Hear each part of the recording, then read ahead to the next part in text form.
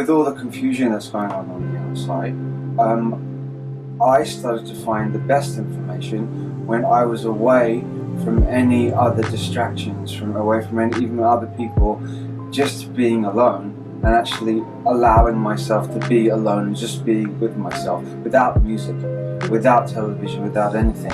And then sort of things, the longer I spent by myself just doing that, even without books or anything, because books are a distraction, so things would start coming to me, and memories would start coming to me, and that sort of like quiet voice that's inside of you would start opening up, and there would be a clearer connection between me and it, even though it is one and the same thing.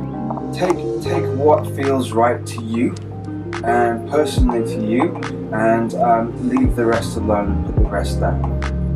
I believe that the external world, everything outside of myself is a reflection of what's going on inside of myself. I believe that essentially I'm walking through the imagination. I am the imagination of myself, and that when you change something significant about yourself, you're going to change the external reality, because this is the micro and that's the macro, and it does work, even down to the point of if you put a different shoe on in the morning, that if you switch up something around the other way, you'll notice that things slightly shift and slightly change. Regardless of whether it was good or bad, or if he was doing anything good or bad, when one human being does something that nobody else has done before, we all collectively evolve and we all collectively get wiser. What they've tried to do is make us think that planet Earth itself is not that important, that we're just some rock somewhere with evolving beings on it, and that this is the only place, and that nothing, when in fact Gaia, or Earth, is the jewel in the crown. It's the actual jewel, the most important thing, and everything actually is revolving around and focused on this. Earth is actually anchoring everything else down from ascending. This planet is anchoring it down. So that's why all eyes are on this planet at the moment, because when we release it, when the human beings here release it, it releases everybody else. So they're watching for that to happen. I stepped out of thinking about things that are negative and positive and future and past and up and down, because that's reinforcing the dualistic nature of the trap and the prison that we're in at the moment. Most of the unfolding of events that are going on now is going on in the fourth frequency, or fourth density, and then it sort of is put together in the fourth density, or the astral realm, and then superimposed down onto the 3D realm, and then it becomes manifest as physical reality. So it's almost now as if 3D is really not where you can make the changes happen. It's the higher frequencies, and they sort of fall down and then come to this pocket here. And thought and imagination, so then it's built and done on the astral realm, and like I said, then it sort of trickles down and then manifests as the physical here.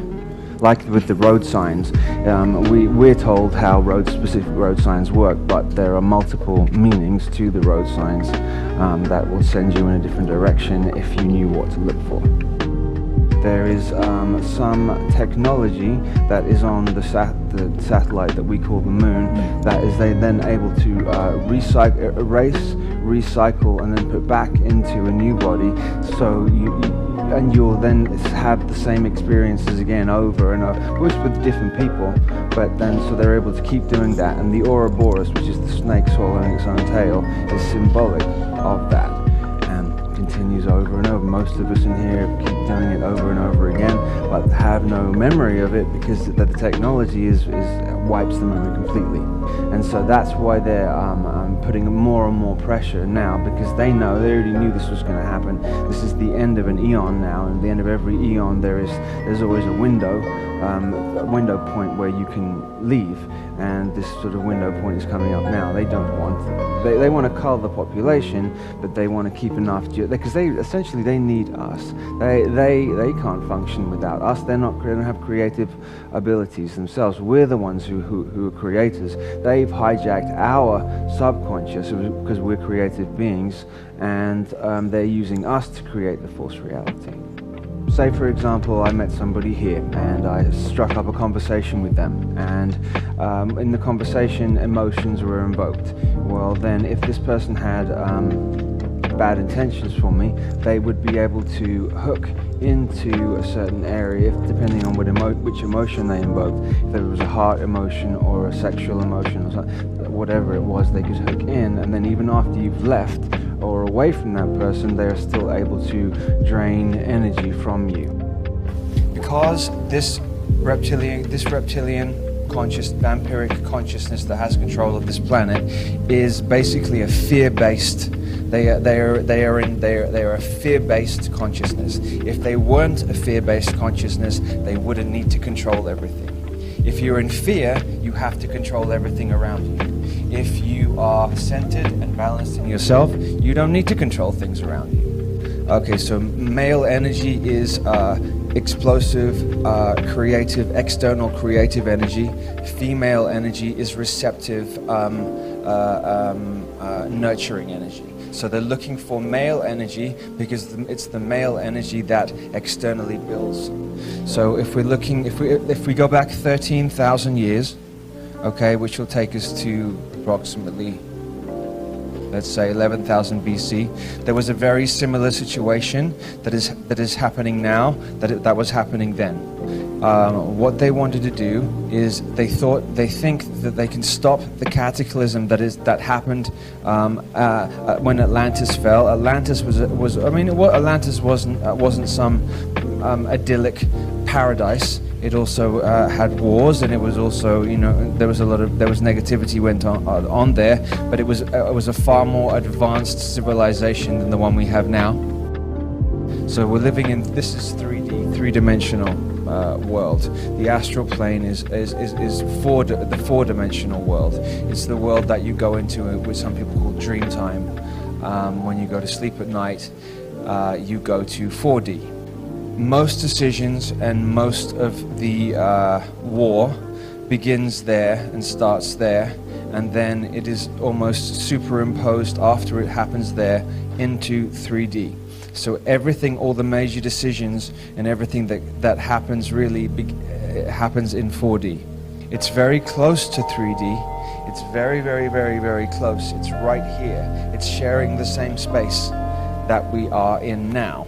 So when they say, when politicians or religious leaders say they need to get on a plane to go to this country or that country to meet for a meeting to discuss world events, they don't actually have to do that at all. That is to reinforce into the mind of the people that 3D is all there is. They don't have control of 5D completely, which is the next vibrational level up. So this parasitic vampiric consciousness that is trying to take complete control of Earth. Earth is the heart of the universe. What they would like you to believe is that we are in the middle of we're a spinning ball in the middle of nowhere, and that we don't count, and that we are insignificant, and that we're nothing. When in actual fact, the Earth is the gem of this part of the corner of the universe. If understanding that the 3D world that we live in is illusory, it's a three-dimensional, illusional world. The makeup of everything around us is made from geometry, light, sound, light, and then physical. We are in a matrix system, which is like a virtual reality computer game where it's a master-slave reality. So the masters would be those 0.01%. They have kept the secrets and the cheats for themselves, and they have left the slaves with amnesia and with no understanding of what's going on. The controlling consciousness that is in charge at this moment of this planet is what is and are aware of every incarnate being that comes into this planet. Some women's wombs are stargates. Through sexual union between a male and a female, energy is then sent up and vibrates up through frequencies. They have technology to be able to see where, and then a soul is then attracted to a lifetime, and then the soul will then, this is just one way, a soul will then come to the womb of the mother. It shows how resilient the human heart is, because if they could just take us, you would think that, you know, they're all powerful and they can do this and that, but you know, we're still here. It's 13,000 years later, and they haven't taken control of Earth heart. They haven't been able to do it, and this is very, very, very frustrating for them, because they want to break the heart of the human being. Betrayal is the ultimate way to hurt the heart. If you put your faith and love in somebody and then they betray you, it's like this to the heart. That's why betrayal is, part of the story. It's birth, betrayal, death, rebirth is the human heart cycle. What they've done, what they're trying to do is isolate the human being with more and more and more technology, so that we do not connect with each other. But the heart is an infinite love. It can't be detailed. It can't be categorized. It's source energy. 93 is the number of the sun, because we say that I'm not sure if I believe it, but it doesn't matter. The sun is said to be 93 million miles away. Now, the sun is life-giving force. The sun is all life-giving and sustains us and grows us food, and keeps us alive. Okay, if you want to completely take over a planet, the first thing that you have to do is you have to take out the alpha males or the strong males from the planet, because the strong alpha males protect the divine feminine. There has been a concerted effort, which is now increasing to emasculate the strong men on the planet. And you can see through television and films, or in perhaps in sitcoms or in television TV shows, you will see the male more and more emasculated, and the female being the dominant, playing the dominant role. This is not to empower the female in any way. This is a trick to make it look like that it's empowering the female, when in fact it is taking away the protection from the female. The feminism movement that happened in the 60s was to destroy the family unit from the inside out. If you feminize the alpha males on the planet, the divine feminine won't have protection, and if because the planet itself is female, and the female, the divine females are a reflection of the planet. If they are not protected by the alpha males on the planet, then the war is over, and then they win. There's multiple chemicals being placed in water, in food, in deodorants, especially deodorants, because this is a gland here, so that when it's sprayed deodorant here, it absorbs directly into the glands, and which is to feminize males. They've taken over multiple other planets, and they've linked them together. They've linked prison planets together, and the only one that they haven't been able to do is the heart is the most resilient point. The heart is the most resilient part of the human being. It's the heart that they have the most trouble with, because it's directly connected to divine source. And what this particular consciousness, vampiric parasitic consciousness, is trying to do is take over control of everything away from God's source itself. So God's source, it stems back from the war that was going on in Atlantis between the priests, the priesthood, and the scientists. The priests believed that we can create from within the heart. The scientists want to take control and build externally.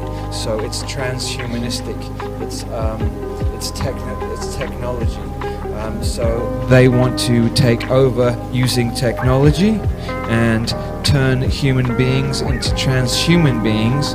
So to disconnect us from the heart completely, and that way then they can finally take control of this planet, link it up to all the other prison planets, and then have a one whole prison system.